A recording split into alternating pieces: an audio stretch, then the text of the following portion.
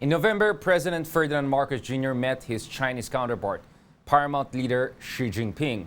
During their discussion, the Philippine president made it clear that neither of the two sides wants a conflict, and that it's important for the two countries to establish guardrails in their bilateral relationship. At the same time, President Marcos Jr. also made it clear that the Philippines will stand by its de facto red lines in the West Philippine Sea.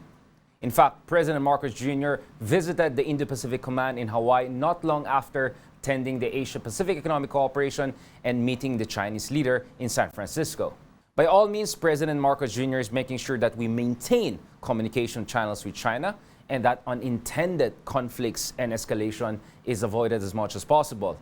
But is also focusing on growing deterrence capability through leveraging the Philippines' security alliances, especially with the United States. Today, we're joined by two of the leading experts in the country who will help us to analyze the domestic and international factors shaping the Marcos Jr. administration's foreign policy. Is this good for the country? Are we provoking conflict, or are we legitimately protecting our national and sovereign interests in the West Philippine Sea? Let's discuss that. Joining us tonight are Strat-based ADR Institute President, Professor Dindo Manhit, and DLSU Department of International Studies Professor Dr. Renato de Castro. Thank you very much, gentlemen, for joining us. Good evening, Good evening. Of course, I mean, we were colleagues throughout the years, but I really look forward to really intense conversation about the domestic drivers of Philippine foreign policy and also the international drivers. Let's first start with the domestic aspect. Professor Dindo Manhit, how is the dynamics between the Duterte dynasty and the Marcos administration somehow shaping the Philippine foreign policy? Or is it at all? Of course, the main driver of foreign policy is really the president. We always hear that we're the chief architect. But in this case, there are attempts, maybe not by the vice president herself, but people closer, in this case, a former president, trying to create that other path, stronger relationship with China, which means going back to appeasing China. But on the part of President Bongbong Marcos, he has remained consistent of what we see is maybe a multipolar world, more friends, engaging with different countries, and not being drawn into this narrative that you need to choose between China and the US, which is, I think, good for strategic reason for our president. But I believe he should be driving it as the elected president of the Philippines, head of state, and we should all respect that direction. And if you go against it, then you act as if you're the opposition. You're opposing our own president's direction, especially in foreign policy, which is very important when you look at what are the security risks that we are encountering. And the threat is actually our northern neighbor, China.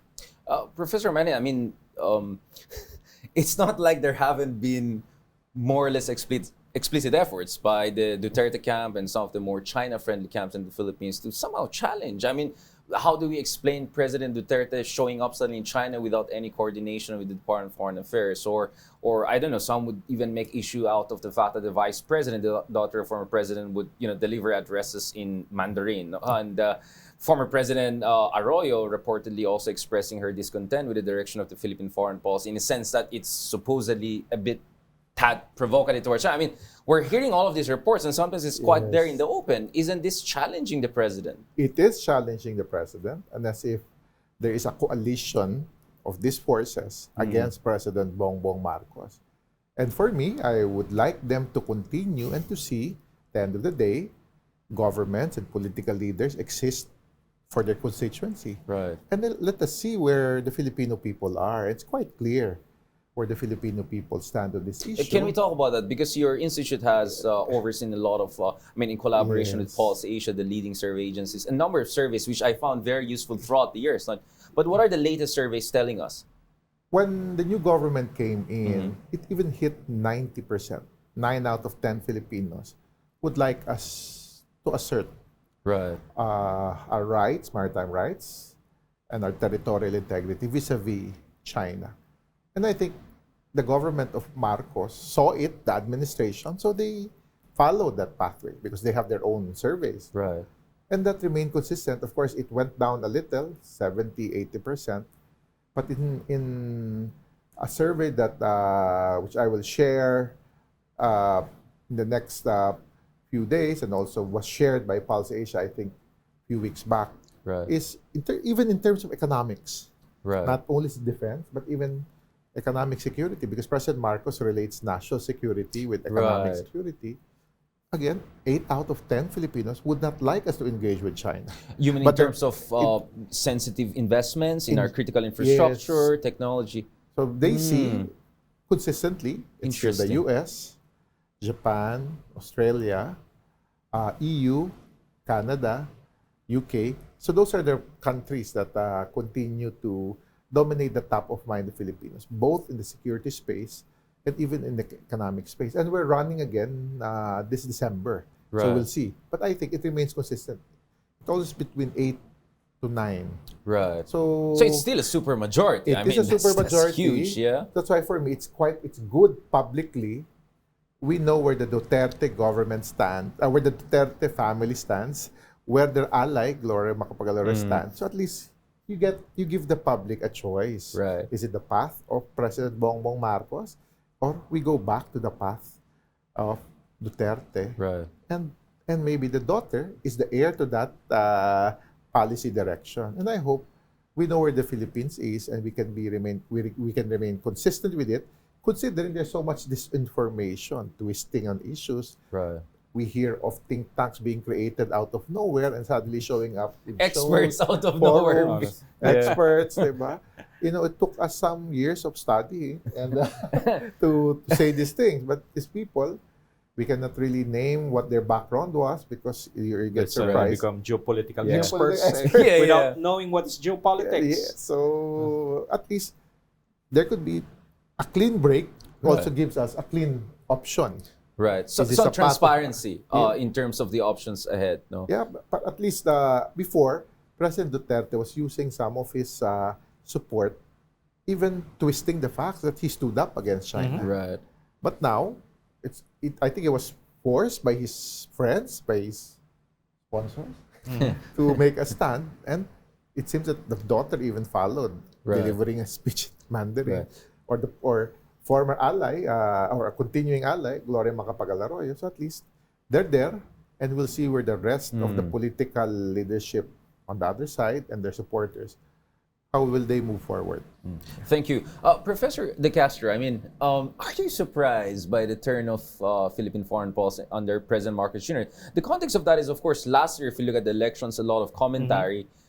There's the unity team. Duterte seemed to be one of the, if not the more dominant in that group. President Marcos Jr., if we look at his statement during the election campaign, didn't seem to be overly enthusiastic about leveraging our alliances. He said many good things about China. He called President Xi Jinping right after winning and said, we're going to shift into higher gear, to quote him directly. Sure. And then met the Chinese foreign minister in Manila and said, new golden era. A year later, it looks like it's anything but a golden era or new golden era with China. You know- How do you explain that? Well, in a way, I'm not totally surprised because even during the campaign period, he already indicated, although, of course, during the campaign period, it seems that he was under the shadow of President Duterte, that he would follow the footstep of President Duterte. But if you look at the nuances of his statement, you see that slowly is indicating, no, I'm a different candidate.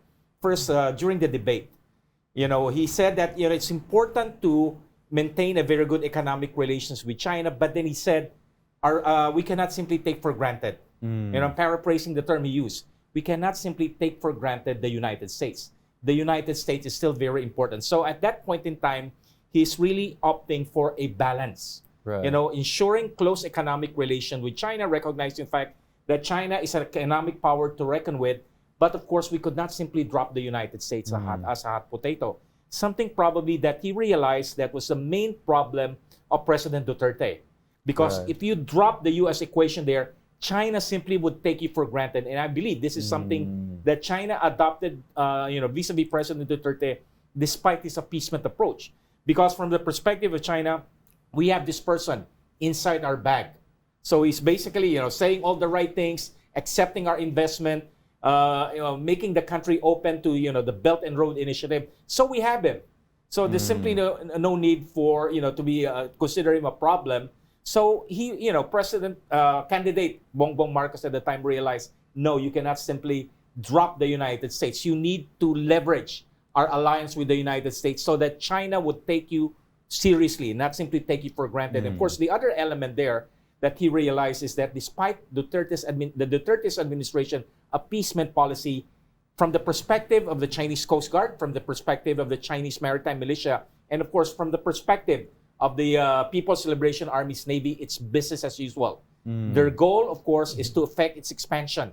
No, whether the Philippines appeases or, of course, resists China, we will get the same treatment when it comes to the South China Sea issue. So at that point in time, I noticed is already indicating that he will not take the same position as President Duterte. And of course, this became very apparent just a few weeks before the actual inauguration when he made the statement, I would not lose an inch of the Philippine territory. And of course, me and Dindo were surprised when he said that he is acknowledging the July 12, 2016 arbitral ruling. Everyone was surprised, taken aback. I think even during the debate that you mentioned, that one of the few debates on SMNI foreign policy, debate. really, SMNI debate. Let's mention it. He even said that he's going to send a boat or something like that to defend. If I'm not mistaken, he even had a tough statement, right? That you know, we were not going to allow ourselves to be bullied. Professor Manhit, to what degree was also America, especially the Biden administration approach, perhaps influential in shaping Marcos' foreign policy? I mean, few weeks after he comes in, Wendy Sherman is in town, reassuring him that he's not going to have any problem visiting the United States despite some pending U.S. court cases. Kamala Harris, Defense Secretary later on. Earlier than that, of course, you had Anthony Blinken. They rolled out the red carpet in a sense, didn't they? They did. And according to Marcos Jr., Biden was the first foreign leader to call him, right? Yes. What's going on there? Yes. I think the first call was Kamala Harris, but I think when he got surprised when it was Biden himself who called, and I think he saw how pleasantly surprised.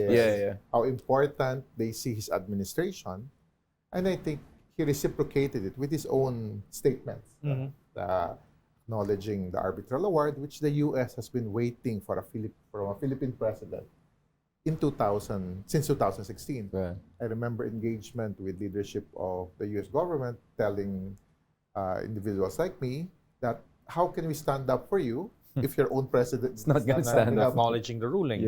So I think they were surprised with that shift of statement, and they basically rolled out the red carpet, engaging the president. And on the part of the president, here is a country willing to help the Philippines in their challenges, external challenges. And it came even with the friends of the United States, Japan, engagement with other countries, EU nations, France suddenly engaging them in the UN General Assembly, offering their submarine deal, Australia positioning itself, and everything that we have seen this past year and a half. And for President Marcos, he knows at the head of this is the U.S. and these allies and friends. So does he position himself with this group, or will he position himself with the worldview of former President Duterte, which is what Dr. Castro said, right? Look what happened to us. The more that they appease China, the more China disrespects you. Yeah, we'll go to China shortly, but Professor Manhit, to what degree was perhaps the appointments, like Ambassador Romualdez staying around, who happens to be very close to the president, the very professional people put in charge of key, positions. Defense Ministry didn't go to a Duterte. The Foreign Ministry went to a veteran diplomat. Perhaps if you're American, you look at that as like, okay, maybe this guy is serious about doing a proper foreign policy. There was this, I think, open communication lines with the Philippine ambassador to the U.S., Ambassador Jose Manuel Romualdez, who had direct access to the president. So he could have been the best channel. Then you see these appointments when you see Secretary Manalo and the different undersecretaries now in the Department of Foreign Affairs. All career, right? Career and all of them were serving the administration that filed the case. The USECs today are the assistant secretaries then, and USEC Manalo was initially undersecretary during that time. When we filed the arbitration award against China, you mean, under the Aquino administration. They have that, historical context. And maybe they were simply looking for leadership, and they got it from the president himself. I think he encouraged them to set him up to meet and engage with these different countries. I heard we have a pending invitation from France, Right. from Germany, and even from Canada. I mean, these are good countries to broaden, no? Para Right. you don't get drawn into this, you're choosing one over the US, other. China, Which right, You yeah. don't put, I believe that's the best way to argue against President Duterte. You remove yourself from his narrative. This binary yeah. US-China So simplistic. as he broadens this, and that's where the bureaucracy came in, the DFA, Right. and even the defense choice of Secretary Gilbert Chodoro is good, and even national security leadership Right. also. Former General Año, Secretary Año, we see now this team really shaping policy, and on the part of the president, taking this policy to the next level, Next as level. our head of government, no? Head of state. So I think we're in the right path, and especially if we turn even this relationship from a geopolitical point of view to a geoeconomic, Yes. because we could be You're right. recipient of Exactly. what some would call de-risking, decoupling from China. Yeah. Instead of going to India, maybe we can get a few. Yeah, Instead of going to Vietnam, Vietnam, yeah. or to Thailand, maybe or we can get Malaysia. a- You or were Malaysia. losing a lot Right. because Because of yeah. Yeah. at the end of the day, if we we have that capacity, but we have not maximized that. Yes, it's beyond US and China, but let's discuss also the China element. I mean, Professor De Castro, to what degree do you think that it's also China's fault that we're where we are? Because President Marcos Jr. gave them a chance. A few months into office, he said, hey, maybe you want to do something about these pledges that are nothing is happening. So the Department of Transportation temporarily suspended 3 of the Chinese railway projects to kind of give them, hey, maybe you want to do something about it. He chose Beijing, just like Duterte, ahead of Tokyo or White House as his first major destination. And yet, it looks like not much came out of that. What's going on with China? Number one, of course, is the promises of China. Number one, in terms of, the earlier promises of China, the $24 billion that was promised by President Xi Jinping to former President Rodrigo Duterte in October 2016. 2016. Yeah. How much did it actually enter the country? They have only 2 projects. Yeah. That are- The Chico Water Irrigation Project and, of course, the Kaliwa Dam. Yeah. Major projects that President Marcos was asking China to fund. The Clark Subic Rails Project, The Mindanao. the Rail Mindanao Project, Rail Project, 3 major projects. Yeah. And of course, the commuter rail system from Clark going down to Calamba. yeah. And the other one, of course, from Calamba to the Bicol region. We have already signed the agreements. I'm basing this on the reports from the newspaper. Right. They already signed the agreements with Chinese companies who are supposed to do the construction, but the money never entered the economy. Yeah. It was delayed for one reason or the other. My understanding was, even when he visited Beijing, what was presented to him was the same project. Recycled. The recycled projects. So I think Yeah. maybe they thought that's enough for Marcos, but I think when he saw this, he knows that he's being it's just played. recycled. Yeah, it's being projects played that by- were Was never that a kind consummated. of an insult to him? Because, I mean, I think it's so. not like Marcos Jr. It's his first time to deal with China. I mean, you can see picture of him with Mao Zedong when his Okay. mom was.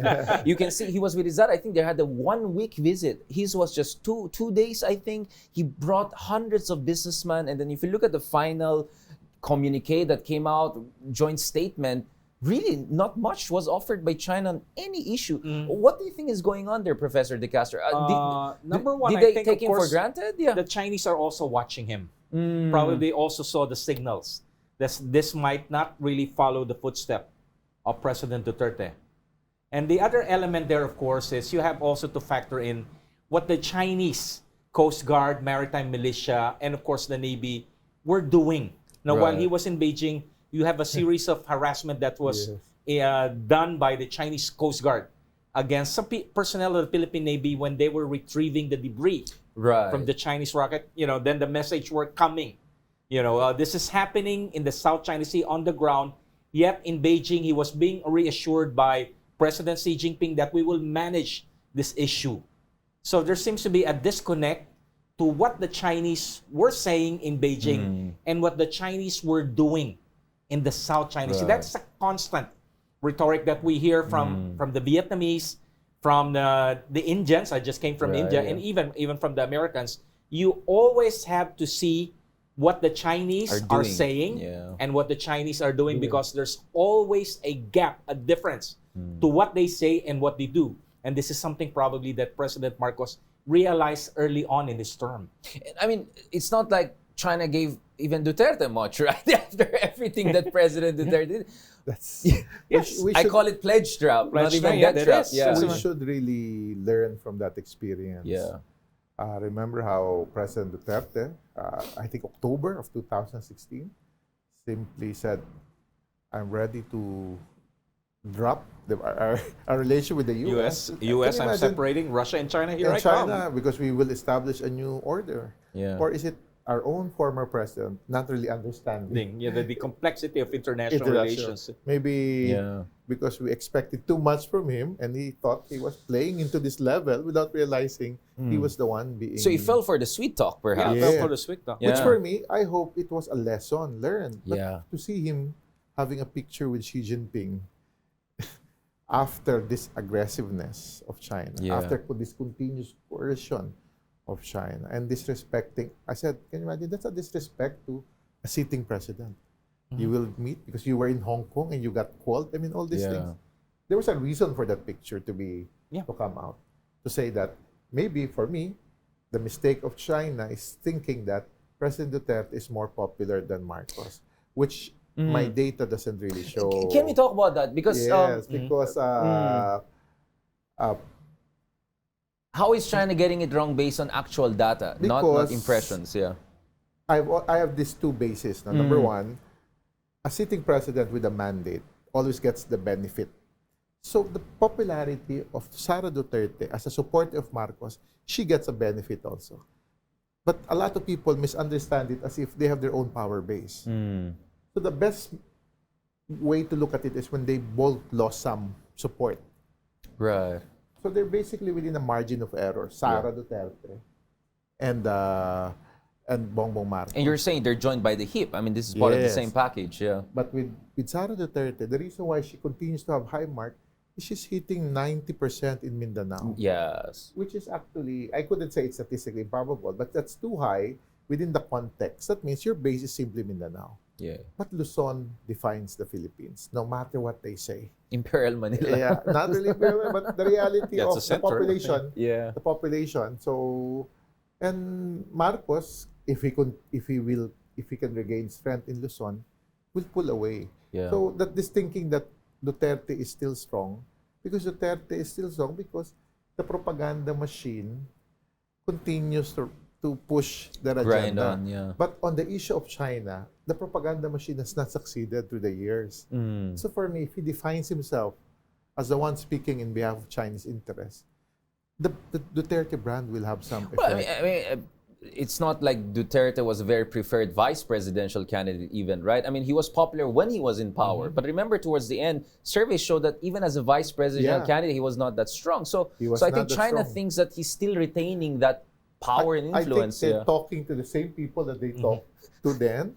They're also talking to people who is quite limited in understanding where Right. our politics is. So, given that limited network that they have here, I think they're saying same things. This echo chamber. Echo chamber, Yeah. and more than that, also appeasing China because they think, because right now the only option is Duterte. Without realizing if there's really an actual showdown, we might see how weak the Duterte brand is, especially on the yeah. China issue. But Professor Manhit, speaking of the pro-China faction, I mean, one of the things they always say is like, oh, if you look at the most urgent issue for Filipinos, foreign policy is always very low. And in that sense, you know, this foreign policy should not be something very important in terms of determining the direction. Except when you specifically ask the Filipino, because the territory, the concept of territory, the concept of harassing our fisher folks, Right. the concept of stealing our fishes, it's an emotional issue. Yeah. It becomes important. So because- whenever there's a major incident, you see an That's the explosion time of that people social become demand. Because for interested in them, foreign policy. that's connected not to foreign policy.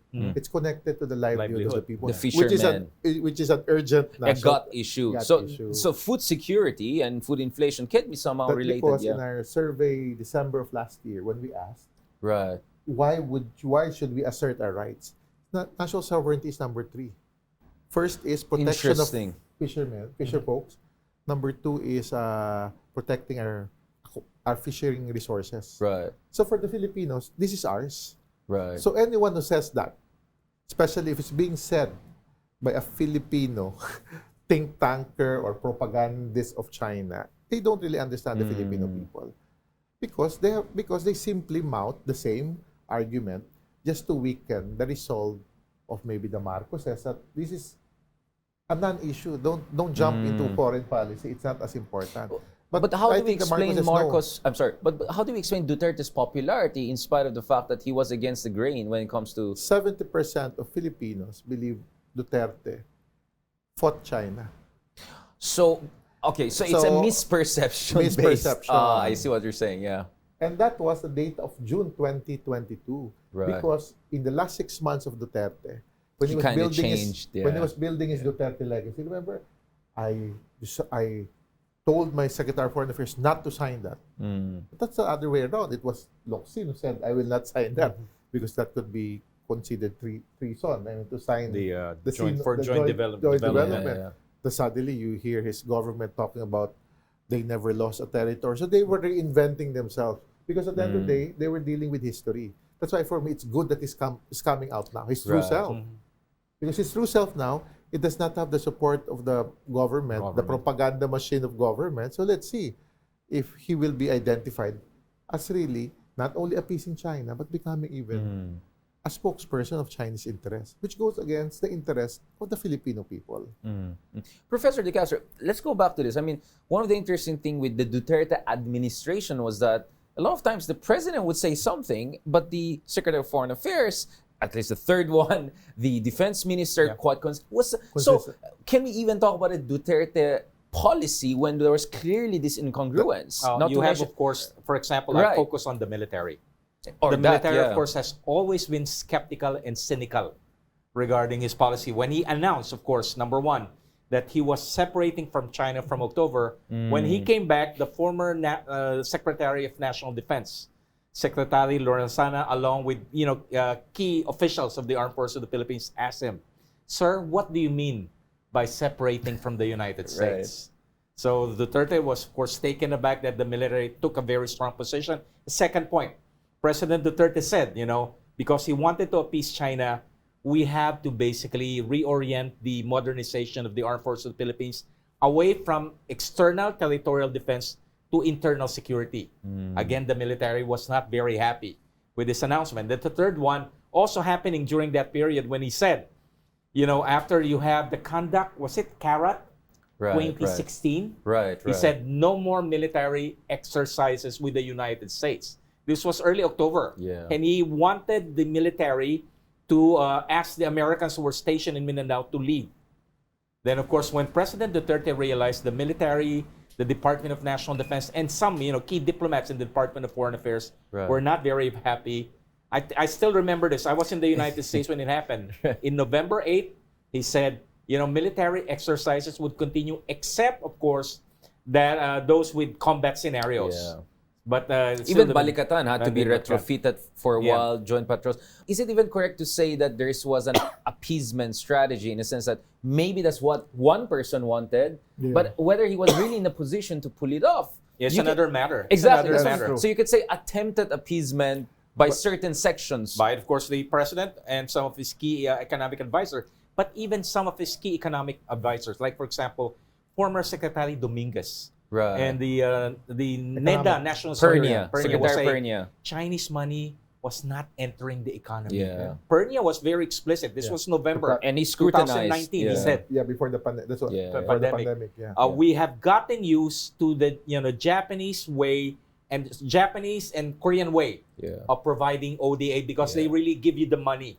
And But very then, of low course, interest and the loans, rate. the money actually leaves Tokyo and Seoul. Yeah. And of course, given to the government, of course, but in terms of the contractors, it had to be South Koreans or Japanese. But in the case of the Chinese, money never leaves Beijing. It just transfers from one pocket to another. Because once the Chinese will do their construction here, they bring everything from China. That's an experience. In Africa, in Pakistan, Latin in Sri Lanka, America, all the workers. Money doesn't leave China. So rather, money simply transferred from one Chinese pocket to another. Right. So this is something that Totally people different realize. modus That vivendi. appeasement simply doesn't pay, doesn't work. Right. Literally. Literally. Professor Manny, let's go back to this. So I think we have more or less established based on our discussion and countless discussions and evidence that this was more like a pledge trap than even a debt trap, because debt trap presupposes something comes in. Yes. But the question right now, and I think this is where I want to pick up where we left up a while ago, is let's talk about geoeconomics. So clearly, somehow the BRI of China is non-existent in the Philippines. In fact, even the Chico River, those are not. Yeah. It's really the Pasig, bridge, whatever, cosmetics. It's under review. The Yes. Kaliwa Dam and Practically everything is yeah. suspended. But what is our alternative aside from Japan, which has been historically a big player in development, like the subway, etc.? Can we expect something from America or our European partners we in terms of have to look investments? at our economy not from an ODA perspective. Mm. We have to look at it. At the end of the day, our economy is about investments, not only ODAs. So FDI. So FDIs is very important. This is where what I mentioned earlier, de-risking and decoupling. Imagine as American companies, European companies starts looking at maybe moving 30%, 40% of their operation in China and looking at Southeast Asia. So that is where the opportunity is. It's not really the ODA. Like the US government, Japan, and EU are actually our top 3 trading partners, not China. Because China is in a deficit. Yeah. When you look at deficit, that means do we import more or export? The 3, we actually benefit more from them. So can we turn that more into actual investments? Like imagine supply chain issues. What's a small component being brought here to be manufactured? That's why critical is our Conductor and electronic industry. And that is one of the meetings of President Marcos in APEC Summit. Right. So I think they're seeing it that way also. So and actually Malaysia is a big player on that space already. Yes, they're the Silicon Valley of Asia. In a Yes, way, can you imagine how did they play that game? No? And Vietnam is trying the to follow. emerging one, yeah. If not for the political turmoil for the past decade of Thailand, they had that role also. They would have been the top one. Because they were initially the manufacturing. So for me, if we are really a strategic of importance to this US and its allies, maybe a discussion should be at that level also. How can there be more Japanese moving? Remember, there was this Japanese security law that they can even subsidize movement from China to other countries. China plus one strategy. China plus one, or the southern plus the Taiwanese. And Korea also. So yeah, we have to look at other sources, not No, definitely not because just we one. don't need ODA at the end of the day. What we need in this country, because there's enough capital It's high to build quality infrastructure investment, sa atin. It's really quality investment that create jobs. Because as we create jobs, consumption happens. And to the point of Dr. De Castro, there's no money that comes out of China. So whatever China brings us does not create Generate jobs. which does not really help the core of our economy, which is consumption, because it benefits Chinese workers in our country. But what should we do to get those high quality investments from Europe, from United States, like Qualcomm, all of these high tech companies going to Vietnam, Malaysia? Should we need an industrial strategy? No, critical to that is number one, consistency of policy. We have the basic framework, which is our eco zones. And it's working even for Japanese companies. I think it's time for the Europeans to know that. And it's time also for the Americans to put their money where their mouth is. Stop talking about Indo-Pacific economic framework and the rules. I think they technically got slapped in their face in San Francisco because they kept on talking about it while the rest of Southeast Asia were making deals country to country with investors. So that means that old model of shaping based on law instead of there are opportunities. And I think the challenge in the Philippines only is that the ease of paying taxes, as they call it, because the way we interpret taxes, there's a framework, the create law, but the way we interpret it by our BAR is causing problems. That's why the Japanese Foreign Chamber said, how can we invest more? The good thing is President Marcos has instructed the House of Representatives to tweak and amend the create law to remove that opportunity for misinterpretation by our own BAR. So we need those internal. Because I think what about there is infrastructure, utility costs, issues infrastructure and utility costs. We have enough special economic zones. On the utility costs, that is a common, and my friends who are economists might not like what I'll say. That's an old thinking. Because if there's enough locator, a company like Meralco can build a power plant inside dedicated to them. At a special rate, At a competitive special rate. yeah. And the Boitis Power can build. It's within their mandate. So there's no problem on special economic, on cost. Even if really. overall utility Because it's costs an are... eco zone. We cannot have them all over the country because we have transmission issues. So in terms of infrastructure, just imagine all these industrial estates up to the Batangas area, from Cavite, or even Cavite, or even Laguna, or even in Baguio. Right. So even look at Clark and Subic. There are a lot of lands that, as eco zones, there are enough regulatory framework to encourage them to relocate there and build a power plant dedicated to them. Right. So those are things that's why I always emphasize, maybe our government needs to look at things more strategic, no? And because if Big not, picture, you'll be left multi-dimension. behind. Yeah. Vietnam, I always joke American officials that I'm so happy with your partnership with Vietnam, but do you share their values? Yeah. Because I go on And then the end of the day, yeah, democracy. You keep us. So in the end, so why are you choosing them over the other, Right. over the Philippines?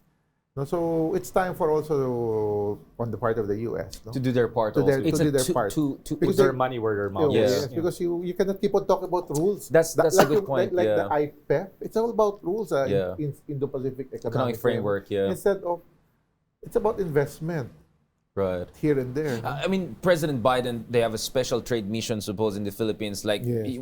is that a good step in the right It's a direction good step that would be happening, I heard, in the first quarter of 2024? 2024. But hopefully, it's not about rules of the game because, for me, I go against the U.S. raising issues on rules. Legalistic. Because Yeah. there are American companies here already. So why are they surviving Yeah. and growing business here?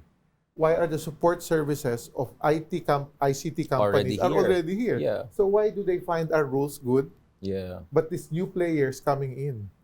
So at times, Overly legalistic, less strategic. I mean, Yes. because you don't want the Philippines to just be the Pearl Harbor of, in a sense, like all defense cooperation That's what and I'm all, right? saying. We need more that's why economic I balance connect that relations. geoeconomic Exactly. to geopolitics. No, that's why it's good that we have like a Cerberus taking Right. over this shipyard. Subic, yeah. In Subic. Hopefully they earned from it also, but it's a good opportunity for shipbuilding, for infrastructure. And they gave parking for our capital ships, which I That's why- visited recently. Yeah. That's why it's good for that kind of investment, no?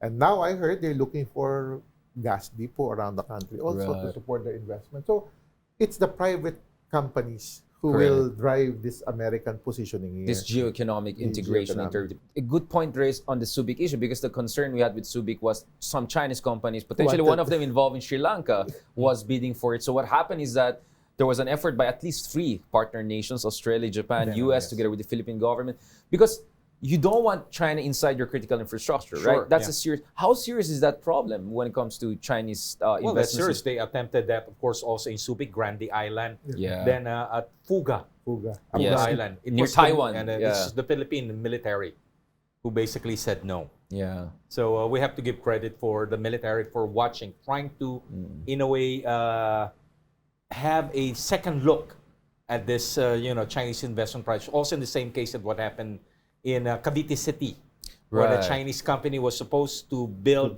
rehabilitate The an airport, Four and the Seas- purpose Four was, of Seas course, company and to block the path of the Navy. Philippine Yeah. Navy in Cavite City. So at least, again, this is an element when we say you have an appeasement policy up there, but down there, of course, you have the defense, the military, basically aware of what's their real interests. That we cannot afford to be that close to China, for obvious reasons. Right, right.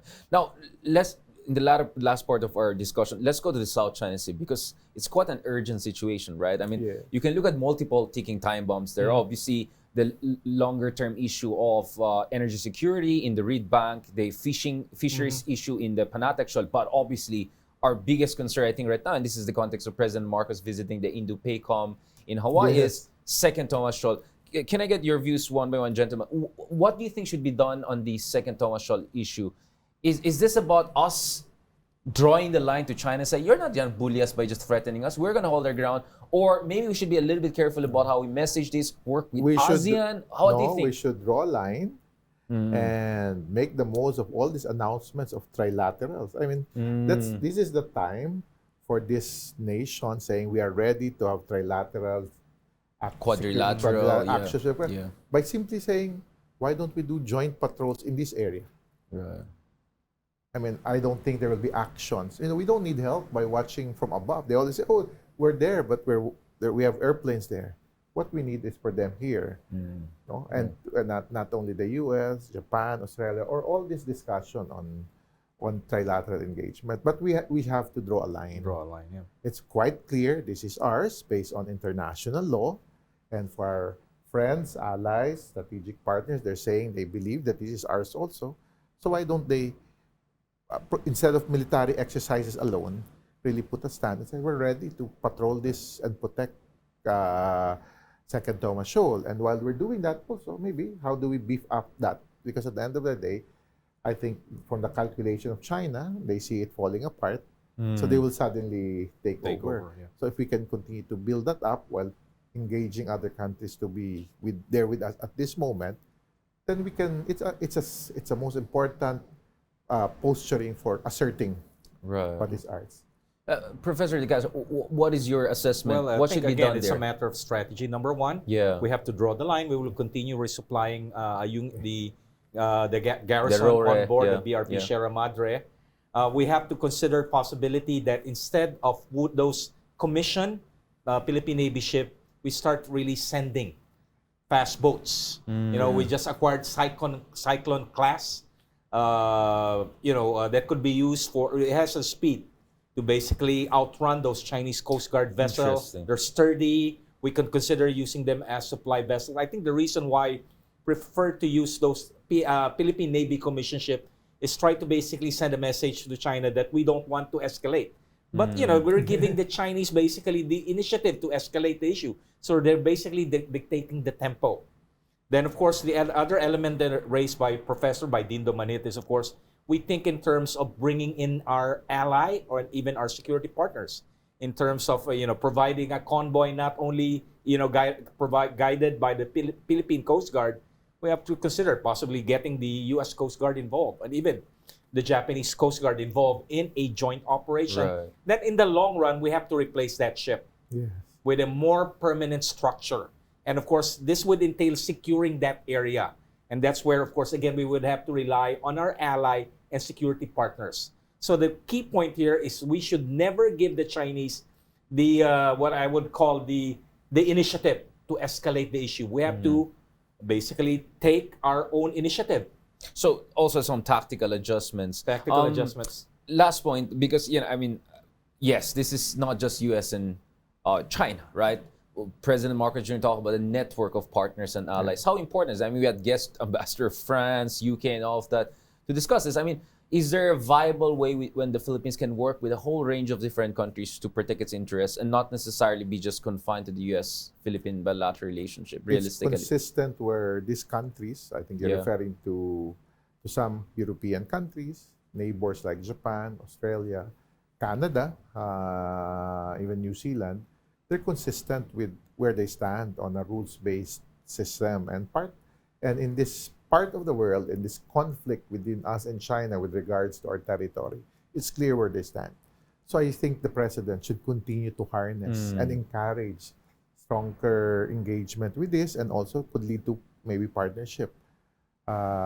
I think having Japan enter into agreement with us would be strong. OSA, Overseas Security Assistance. Access agreement. We even encouraging EU nations to have some, or even Canada to be more active.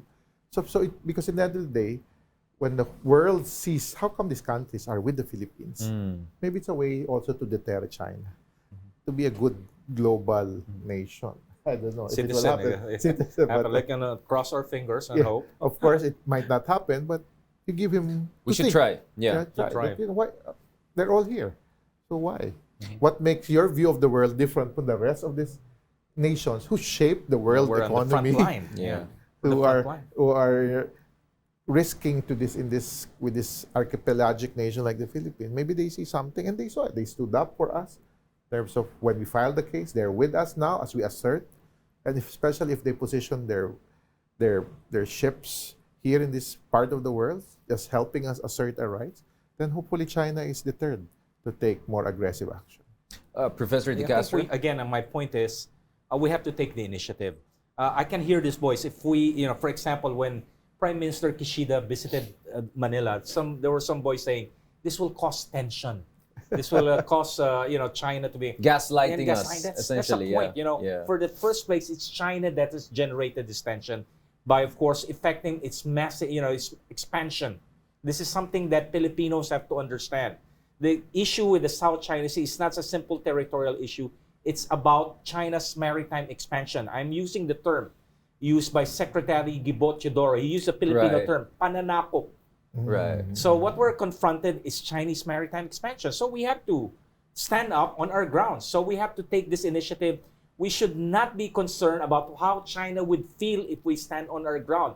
The Chinese couldn't care less. If They haven't Yes. cared. Yeah, at all, 90% of our South China should Sea, we? if they created those artificial islands and militarized those islands, if they ignore international law, they couldn't care less.